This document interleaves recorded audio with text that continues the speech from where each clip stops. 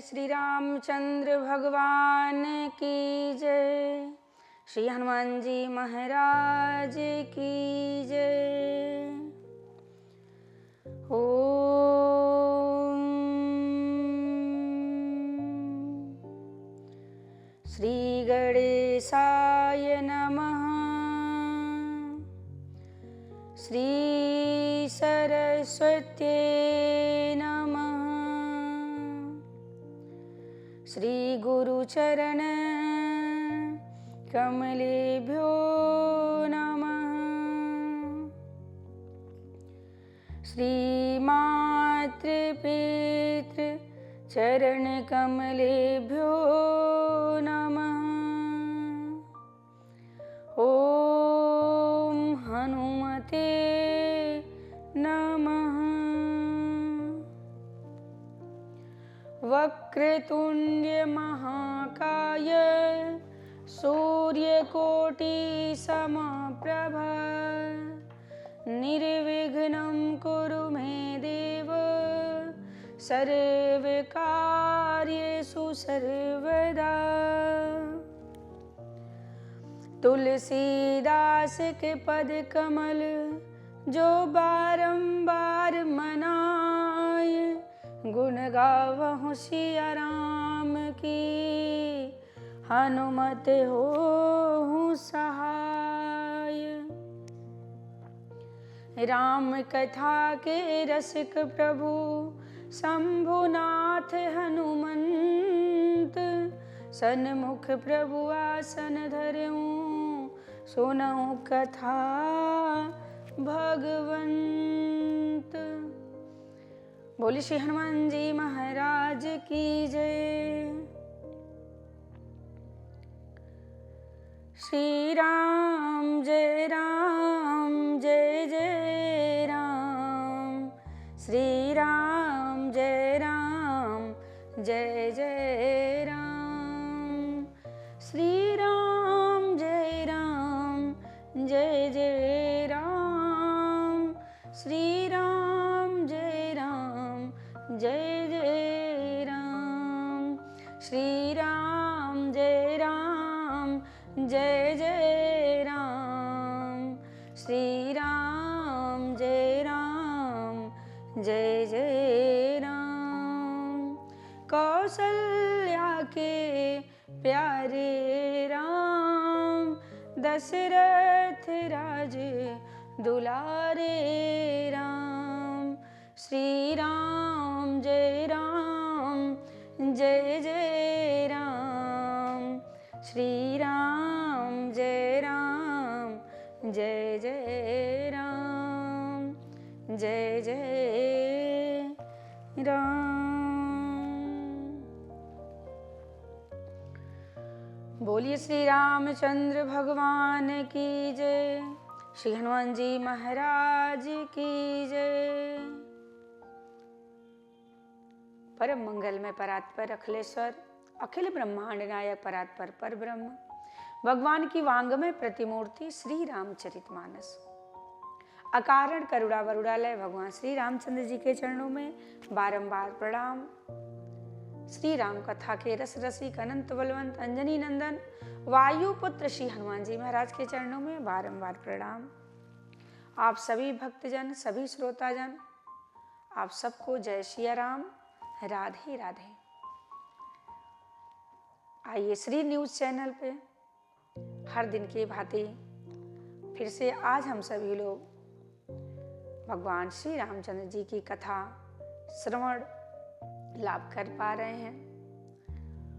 भगवान की कथा सुनकर अपने जीवन को धन्य कर रहे हैं। ऐसी पावन सी सुंदर सी कथा हम सबके बीच में, जिस कथा को सुनने के लिए स्वर्ग के देवता भी लालायित रहते हैं पर उन्हें ये कथा नहीं प्राप्त होती। ये कथा अगर किसको मिल सकती है, ये कथा अगर किसी को मिल सकती है तो हम धरती वासियों को मिल सकती है। और ये बड़ी सुलभ भी है। आप बड़ी आसानी से भगवान की कथा को सुन सकते हैं और अपने जीवन को धन्य बना सकते हैं। तो आइए आज की कथा कहते हैं कि बिना भय के, बिना भय दिखाए व्यक्ति मानता नहीं है। भगवान ने पहले प्रार्थना की, फिर भय दिखाया। किसको? समुद्र को। भगवान 3 दिन से समुद्र से प्रार्थना कर रहे थे कि हमें उस पार जाना है, रास्ता दीजिए, पर समुद्र नहीं आया। विनय न मानत जलधि जड़, गए 3 दिन बीत, बोले राम सकोप तब, भय बिन होय न प्रीत। जैसे ही भगवान की भौहें टेढ़ी हुई, क्रोध आया, समुद्र हाथ जोड़कर आकर प्रकट होकर खड़ा हो गया। त्राहि माम प्रभु त्राहि माम, मुझसे बहुत बड़ी भूल हो गई, मुझे कृपा करके क्षमा कर दीजिए। लगा प्रार्थना करने, याचना करने। प्रभु भी बड़े दयालु। और गोस्वामी तुलसीदास जी महाराज लिखते हैं, ढोल गंवार शूद्र पशु नारी, सकल ताड़ना के अधिकारी। ये शब्द किसके हैं? समुद्र के हैं। और हम सभी लोग इसका अर्थ क्या निकालते हैं? ताड़ना मतलब मारना नहीं होता है। लोग समझते हैं ताड़ना स्त्रियों को मारते रहना चाहिए। ताड़ना मीन्स मारना नहीं होता है। ताड़ना मीन्स देखते रहना। जैसे स्त्री होती है, जब छोटी सी बच्ची होती है तो पिता के संरक्षण में रहती है, पिता उसकी देखरेख करता है। जब अपने ससुराल जाती है तो पति के देखरेख में रहती है, और जब पति नहीं होते तो पुत्र की देखरेख में रहती है। देखना यानी कि ताड़ना में देखना होता है, ना कि मारना। जैसे ढोल है, यदि ढोल को पीटने लग जाए तो क्या ढोल बजती है? अगर पीटने से ढोलक बज जाए तो उस्ताद की तो जरूरत ही नहीं है, फिर कोई भी आए लगे पीटने।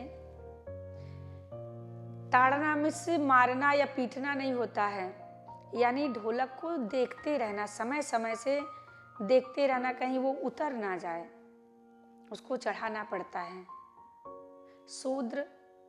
शूद्र छोटे होते हैं, जो जैसे छोटे भाई, उन्हें देखते रहना चाहिए कि ये कैसा काम कर रहे हैं, क्या कर रहे हैं, कहीं कुछ गलत तो ना हो रहा है। ताड़ना में देखना होता है। और कहते हैं नारी तो सब पे भारी। जो नारियों का जिसे सम्मान करना आ गया, जिसे नारी से प्रेम करना आ गया, जो नारी को समझ सकता है, कहते हैं कि नारी ही है जो स्वर्ग का द्वार खोल सकती है। इसलिए गोस्वामी जी ने कहा है, ढोल गंवार शूद्र पशु नारी, सकल ताड़ना के अधिकारी। इन लोगों को देखते रहना चाहिए। समाज में इसका बड़ा ही गलत अर्थ लोग करते हैं कि मारना यानी नारियों को मारना चाहिए। नहीं, नारियों को देखते रहना चाहिए, पशुओं को देखते रहना चाहिए कि ये पशु कहीं जाकर किसी खेत में ना पड़ जाएं, किसी खेत का नुकसान ना कर दें। इसलिए ताड़ना मतलब देखते रहना चाहिए। और भगवान ने यहाँ बाण क्या चलाया? उन्होंने तो सीख दे दी क्या करना चाहिए। प्रभु भल कीन मोह सिख दे नहीं। समुद्र कहता है भगवान ने बहुत अच्छा किया कि मुझे सीख दे दी, यानी शिक्षा दे दी। शिक्षा की बात की गई है यहाँ पे, इसको कोई अन्यथा में ना ले। जिस ग्रंथ में माताओं की वंदना की गई हो, जिस ग्रंथ में माताओं को श्रेष्ठ रखा गया हो, परमात्मा से पहले माता के रूप को जानते हैं, माता के रूप में जानते हैं। जैसे त्वमेव माता च पिता त्वमेव, त्वमेव माता। किसी ने कहा फिर नारियों पर, नारियों के लिए इतना रोक टोक क्यों है, नियम क्यों बनाए गए हैं? नारियों के लिए इतना नियम क्यों बनाया गया है? बड़ी सुंदर बात कही गई है कि पुरुषों के लिए कोई नियम नहीं है, परंतु नारियों के लिए नियम है। जैसे यदि किसी को हीरे की अंगूठी खरीदनी हो तो क्या वो सब्जी के मार्केट में जाएगा, वहां पे उसे प्राप्त होगी? हीरे की अंगूठी कि गए किसी टोकरी में रखी मिल जाएगी? नहीं, कहाँ मिलेगी? जानते हैं कहाँ मिलेगी?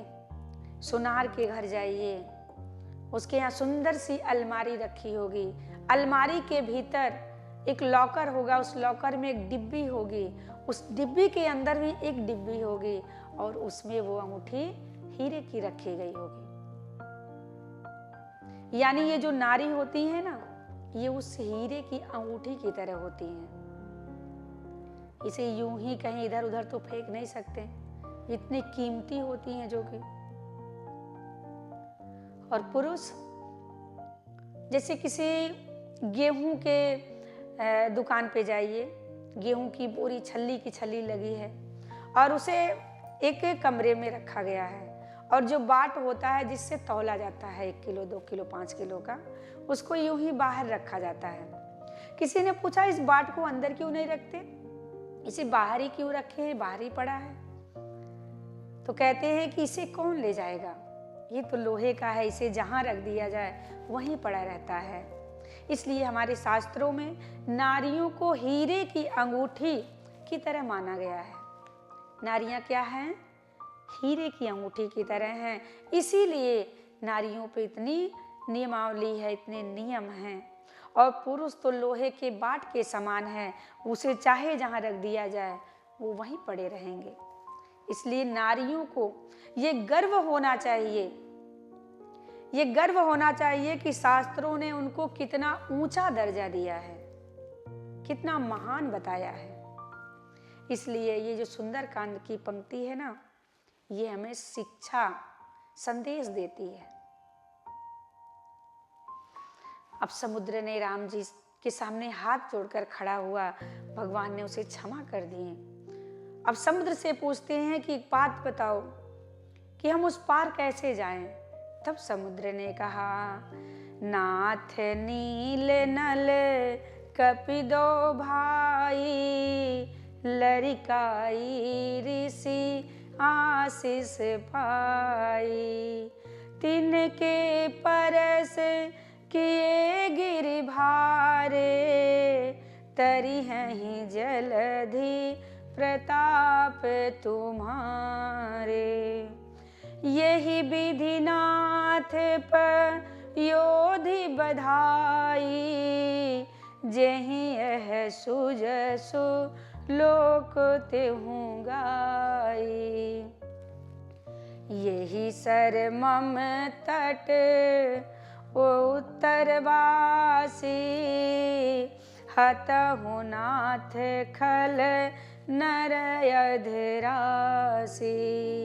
सुनु कृपाल सागर मन पीरा, तुरत ही हरिय नाथ राम रन धीरा।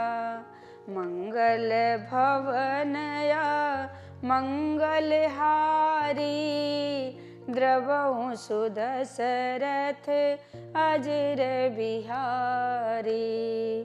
द्रवहु सुदशरथ हृदय बिहारी।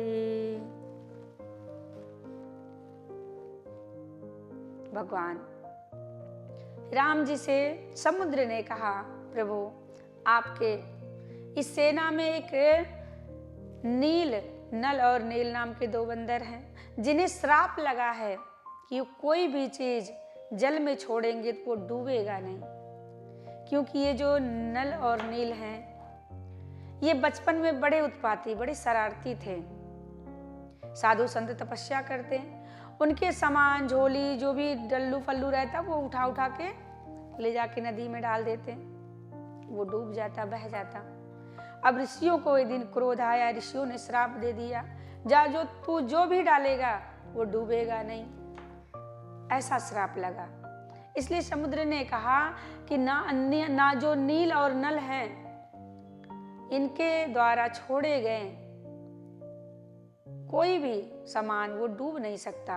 आप इनसे कहिए कि सेतु का निर्माण करें। भगवान ने आदेश दिया है कि सेतु का निर्माण किया जाए। इसके बाद राम जी को समाचार मिला है कि लक्ष्मण जी ने 2 राक्षसों को छोड़ दिया। जो 2 राक्षस आए थे, जो प्रभु का गुणगान करने लगे, लक्ष्मण जी ने उन्हें छोड़ दिया। राम जी बड़े प्रसन्न हुए, वाह, मेरा अनुज भी इतना दयालु है, मेरे अनुज के भीतर इतनी दया है, मेरा अनुज भी दया का सागर है। अपने हृदय से लगा लेते हैं लक्ष्मण जी को। इसीलिए कहते हैं सुंदरकांड एक शिक्षाप्रद कांड है। ये सुंदरकांड तुलसीदास जी महाराज बड़े आदर के साथ इस कांड का निरूपण करते हैं। सकल सुमंगलदायक रघुनायक गुणगान, सादर सुनहित तरहि भव सिंधु बिना जल जान। बोलिए श्री रामचंद्र भगवान की जय, श्री हनुमान जी महाराज की जय। आज यहीं पे सुंदरकांड समाप्त होता है। आगे लंका कांड की कथा हम सभी लोग सुनेंगे। सुंदरकांड की बड़ी सुंदर सी कथा है। कहते हैं सुंदरकांड में ऐसी कौन सी चीज है जिसका सूत्र हमें नहीं मिल सकता। सुंदरकांड में वो सारे सूत्र हैं जो हमारे जीवन में उपयोगी हैं। यदि हमें समाज में आगे बढ़ना है, धन की प्राप्ति करनी है, तो ये सारे सूत्र मिलेंगे कि हमें निरंतर आगे बढ़ते रहना चाहिए। श्री हनुमान जी महाराज ने हमें दिखाया है करके कि हमें आगे कैसे बढ़ना चाहिए। आपको सुंदरकांड में सब कुछ मिलेगा, पर थोड़ा धैर्य रखकर बड़े बारीकी से पढ़ा जाए, समझा जाए तो हमें सब कुछ समझ में आ सकता है। तो आइए आज की कथा का समापन यानी सुंदरकांड यहीं पे समाप्त होता है। अब लंका कांड में हम लोग प्रवेश करेंगे। इसके पहले भगवान के गुणों का वर्णन करते हैं। कहते हैं लोग कि राम भगवान कैसे हैं, भगवान कैसे, हमें कोई बताएगा कि ये भगवान है।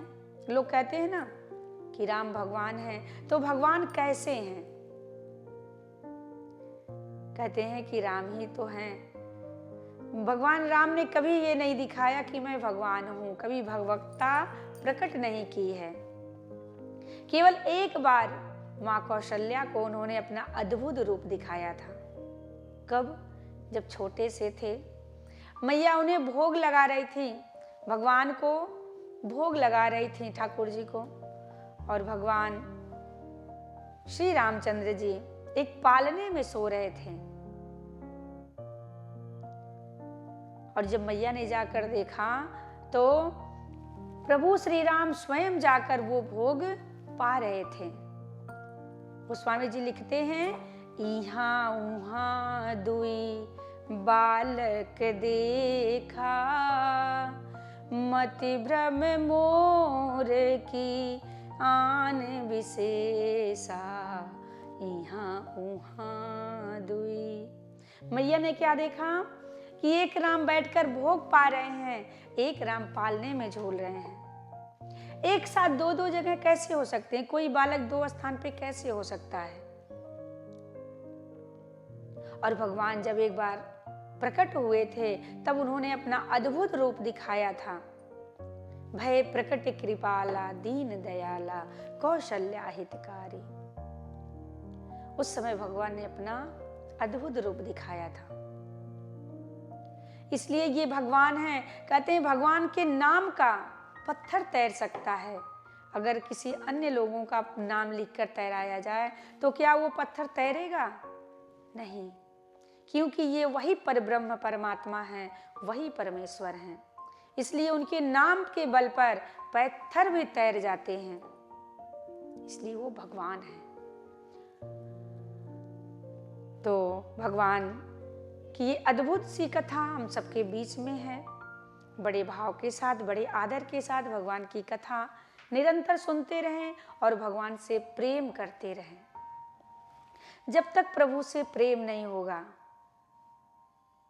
तब तक भगवान आपको प्राप्त होने वाले नहीं हैं। चाहे आप जितने उपाय क्यों ना कर लें, आप कितने बड़ा से बड़े ज्ञानी क्यों ना बन जाएं, लेकिन अगर यदि आपके भीतर भगवान के प्रति प्रेम नहीं है तो सारा ज्ञान व्यर्थ है। इसलिए भगवान से प्रेम किया जाए और भगवान से यही प्रार्थना रहे, हे प्रभु, हे सांवरे, इतनी कृपा सांवरे बनाए रखना, मरते दम तक सेवा में लगाए रखना। इतनी कृपा सांवरे बनाए रखना, मरते दम तक सेवा में लगाए रखना। इतनी कृपा सांवरे। मैं तेरा तू मेरा बाबा, मैं राजी तू राजी, तेरे नाम पे लिख दी मैंने इस जीवन की बाजी। अब लाज तुम्हारे हो, अब लाज तुम्हारे हाथ हैं, बचाए रखना, मरते दम तक सेवा में लगाए रखना। इतनी कृपा सांवरे। हे प्रभु, बस यही प्रार्थना है कि आप सदैव सेवा में लगाए रखिएगा।